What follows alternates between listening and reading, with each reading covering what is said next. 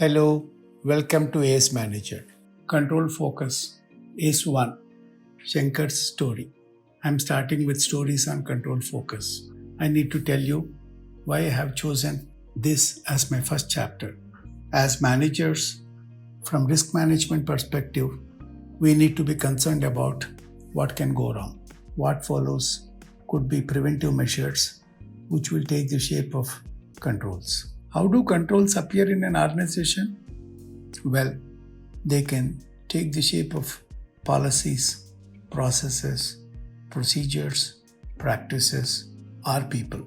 My favorite 5 P's. Apart from these 5 P's, as we go along, you will note that management reports, segregation of duties, and even keeping books up to date with proper reconciliations are important from control perspective. My next few podcasts are true instances of frauds or errors from employees of different departments like HR, purchase, stores, admin, or finance, and also from vendors. People commit frauds when they are allowed to do so. In each story, I will also share the controls subsequently introduced to prevent such instances. Let me proceed with my first story. This incident happened in the 70s when I was an industrial trainee in a well-known textile organization. Just then, large organizations introduced computers to handle transaction processing. These applications were mostly in a batch processing mode, where transactions for a month were bunched up and processed at the end of each month, and reports were generated.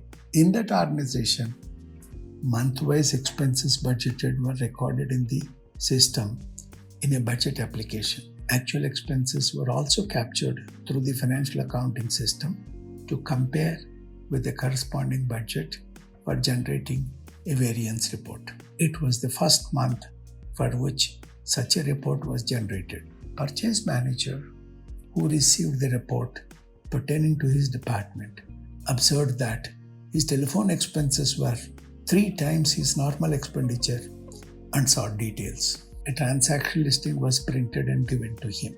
He quickly pointed out that each telephone bill was paid 3 times. Then actual supporting bills were examined. Those days, for each telephone connection, a covering invoice with rental charges for a period and chargeable trunk calls used to appear in the invoice. It was also supported by a call-wise details statement. All these copies were received in triplicate. While check payment was the desired method of settling the telephone bills, Shankar, the admin assistant, who always appeared in a hurry, used to draw cash against each bill, claiming that if payment was not made immediately, a phone would get disconnected. Later, he submitted a copy of the telephone bill with a paid stamp to the accounts department. Shankar was actually drawing cash on all the 3 copies of a telephone bill and was paying one and pocketing the cash against the other 2 copies. He managed a rubber stamp which looked similar to the stamp affixed by the telephone department and used it on the extra copies for settling his advance. As the investigations were in progress, Shankar somehow sniffed that something was going wrong and did not turn up for work the next morning.